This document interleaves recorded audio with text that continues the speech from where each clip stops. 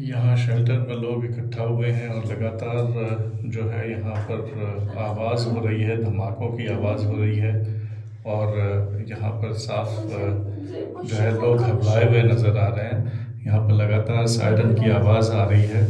और यहाँ पर चारों तरफ से जो खबरें भी आ रही हैं उससे ये पता चल रहा है कि ये आवाज़ जो है सायरन की, ये चारों तरफ सायरन की आवाज़ जो है सुनी जा रही है। यानी कि चारों तरफ जो है मिसाइल्स वगैरह गिर रहे हैं, लेकिन पता नहीं चल पाया है कि इसमें कितने लोग घायल हुए हैं या कितने लोगों को किस तरह का नुकसान पहुंचा है। इसके पहले यहाँ पर एक शूटिंग अटैक की भी खबर आ रही है, लेकिन बहुत ज़्यादा खबर पहुंच नहीं पा रही है लोगों तक, क्योंकि ये शेल्टर हाउसेस कुछ इस तरह से सीमेंटेड मोटी दीवारों के बने होते हैं कि इसमें आवाज़ पूरी तरह से नहीं आ, इसमें सिग्नल यहाँ पर काफ़ी कमज़ोर है और आवाज़ भी जो है वो ठीक से पूरी नहीं सुनाई देती।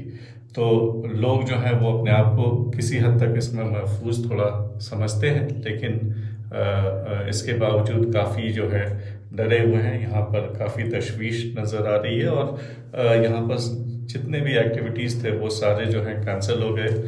बच्चों को कई एक घंटे पहले यहाँ कह दिया गया कि वो अपने अपने घर चले जाएं, क्योंकि अमेरिकी दूतावास के तरफ से एक जो है प्रेस रिलीज जारी की गई, जिसमें कहा गया कि जितने भी उनके सिफारतकार हैं या उनके यहाँ जितने भी काम करने वाले लोग हैं वो अपने अपने घरों में रहें। अमेरिकी सारे शहरियों को भी ये हिदायत दी गई कि वो अपने अपने घरों में रहें।